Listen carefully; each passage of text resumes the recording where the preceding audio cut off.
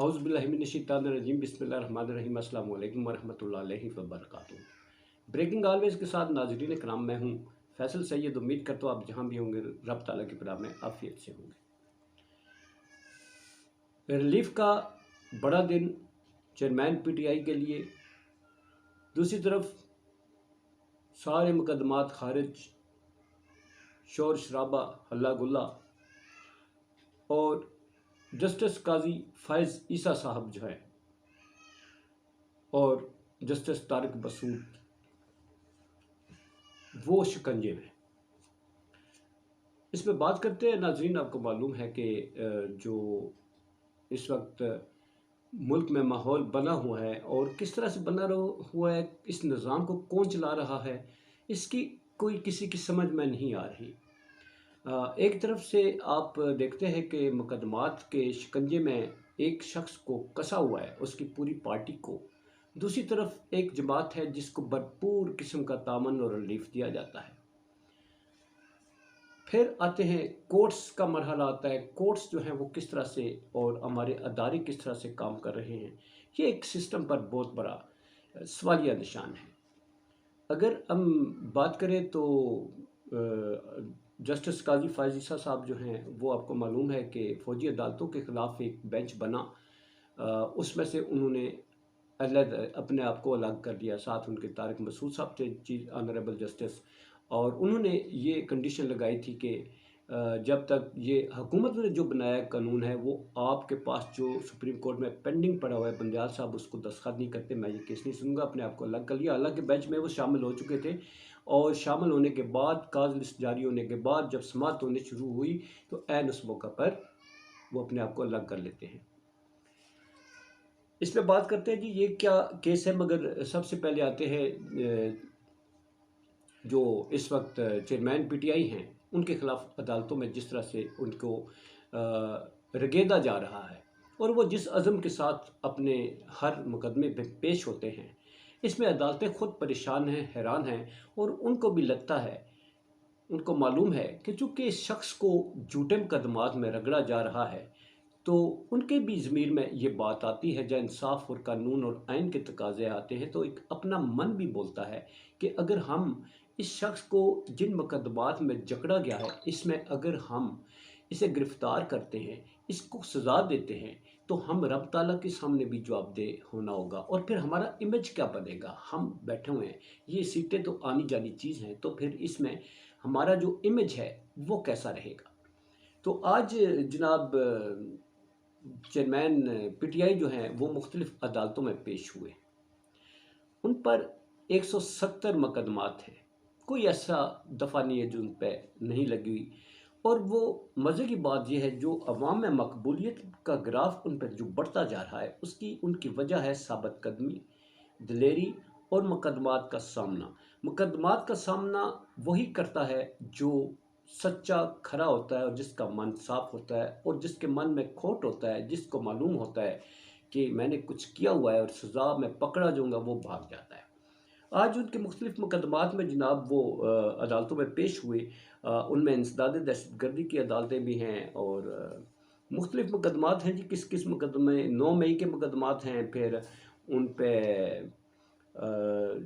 एक कितने सारे मुकदमात का जिक्र करूं। बहरहाल उनको 19 जुलाई तक रिलीफ दे दिया गया है। 18 जुलाई को वो जो कोयटा में कत्ल हुआ है एक वकील साहब का, उस मुकदमे में वहाँ भी मतलूब है, उन्होंने वहाँ भी जाना है। हर जगह जाते हैं, मुकदमात का सामना करते हैं। आज की जो बात थी उसमें सबसे अहम जो थी ना, वो हैं जनाब, इनका नाम मैंने वो नोट किया था स्पेशली, वो थे सिप्रा साहब जो है ना, उनकी अदालत थी जिनके ख़िलाफ़ चेयरमैन पीटीआई साहब ने अदम एतमाद करा था, और उनकी अदालत से 6 मुकदमात जो हैं वहाँ पर अब इन्होंने जाना था। अब वकीलों ने कहा कि जनाब इनके ख़िलाफ़ तो दरख्वास्त भी दे रखी है हाई कोर्ट में, और वहाँ जाएंगे तो ये मुकदमात में हमें गिरफ़्तार कर लेंगे। वहाँ से उनसे सजा की गई जनाब सिप्रा साहब से, तो उन्होंने देखे जब जस्टिस की कुर्सी पे बैठा होता है ना, तो उसे मालूम होता है कि अगर मैं यहाँ कुछ करूँगा तो ज़्यादती होगी। तो उन्होंने जिन पर چیئرمین کا عدم اعتماد تھا، انہوں نے ہی 6 مقدمات میں انہیں ضمانتیں دے دی، مگر سخت تنبیہ کی، اور انہوں نے کہا بھی کہ آپ نے میرے خلاف جو درخواست دی ہوئی ہے کہ میں آپ کی فیور نہیں کرتا اور میں سخت فیصلے دیتا اور میرے فیصلوں پر آپ کو اعتراض ہے، تو میں واقعی سخت ہوں، میں لحاظ نہیں کروں گا۔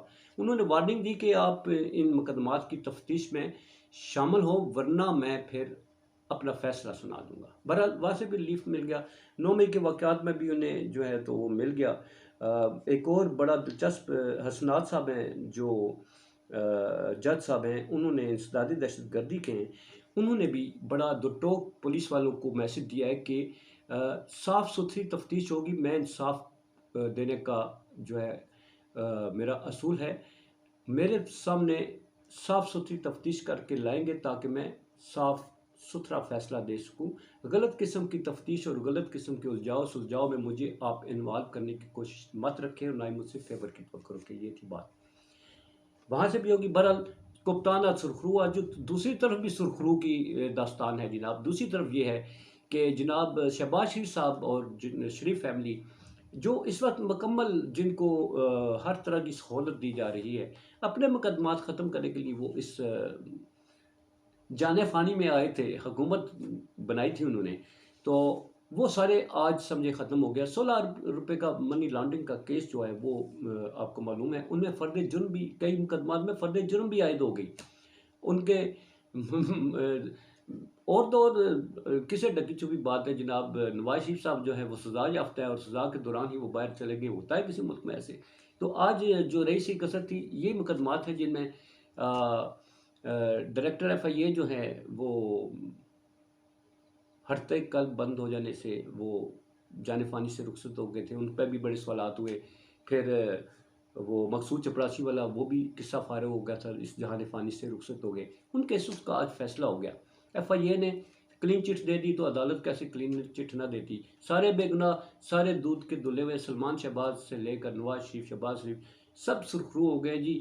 اور چور ہے تو ایک گھڑی چور ہے، باقی سب یہ دودھ کے دھلے ہوئے۔ یہ ہماری عدالتوں کا کمال ہے، یہ ہمارے عدل کا نظام ہے، اور عدل کے تقاضے ہیں، انصاف کے تقاضے ہیں۔ یہ یہاں سے یہ ہو گیا جی، اور عوام تو سوچے کہ انصاف کس طرح سے ہے۔ دوسری طرف آتے ہیں جی جسٹس قاضی فائز عیسیٰ صاحب کا جو میں ذکر کر رہا تھا، ان کے خلاف ایک درخواست دی گئی ہے۔ جیسا کہ میں نے ذکر کیا کہ انہوں نے اپنے بینچ سے الگ ہونے کا فیصلہ کیا تھا، تو اس درخواست میں یہ موقف اختیار کیا گیا ہے کہ جناب انہوں نے آئین کی خلاف ورزی کی ہے، توہین عدالت کی ہے۔ آئین کی خلاف ورزی اس لیے کی ہے، آئین اور توہین عدالت کیوں کی ہے؟ اس لیے کہ جب بینچ فارم ہو چکا تھا، چیف جسٹس آف پاکستان نے بینچ میں ان کا نام شامل کر لیا تھا، وہ پہلے اس میں شامل ہوئے، اور شامل ہونے کے بعد سماعت کے دوران اپنے آپ کو الگ کر لیتے ہیں۔ انہوں نے اس بات کا حلف اٹھایا ہوا ہے کہ وہ آئین اور قانون کی پاسداری کرے گی جس کی انہوں نے خلاف ورزی کی ہے۔ ان پر توہین عدالت کا کیس چلایا جائے، درخواست لگ گئی ہے۔ اب جسٹس قاضی فائز عیسیٰ صاحب next chief justice of Pakistan بھی ہونے جا رہے ہیں، آپ کو معلوم ہے، اور ان کے خلاف ایسے موقع پر جب ستمبر میں انہوں نے چارج سنبھالنا ہے اور اس وقت درخواست آ جاتی ہے، اس پہ سماعت ہوتی ہے تو توہین عدالت لگ جاتی ہے، تو اس کا انجام آپ جانتے ہیں پھر کیا ہوگا۔ اور جسٹس قاضی فائز عیسیٰ صاحب سے ریلیٹڈ حکومت کی خواہشات جو ہیں وہ تو پھر زبردوز ہو جائے گی اگر قاضی فائز عیسیٰ صاحب جو ہیں ان پر کوئی ایسا ویسا کیس اور اس کا فیصلہ آتا ہے، تو پھر شہباز شریف صاحب جو شہدانے بجا رہے ہیں، مقدمات میں فارغ ہو رہے ہیں، مقدمات جو سارا کچھ ناظرین ایسا نہیں لگتا کہ اب سارا پلان کے مطابق کام ہو گیا ہے اور الیکشنوں کا کوئی گورکھ دھندا شروع ہونے جا رہا ہے، کیونکہ ابھی تک چیئرمین پی ٹی آئی جو ہیں وہ بھی ڈٹے ہوئے ہیں، اس لیے عدالتیں بھی ہیں، وہاں سے بھی کچھ ثابت ہی نہیں ہو رہی، سارے جھوٹے مقدمات ہیں، تو ان کو کس چیز کی سزا دیں گے؟ کل ایک ماتحت عدالت سزا دیتی ہے ہائی کورٹ میں، سپریم کورٹ میں جا کر وہ غلط ثابت ہو جائے گا، تو پھر کیا ہوگا؟ ثبوت ہی نہیں ہے۔ تو یہ ناظرین آج تک اس وقت تک معاملات، نیکسٹ دیکھتے ہیں، آگے دیکھیے ہوتا ہے کیا۔ پاکستان زندہ باد، پاک افواج پائندہ باد۔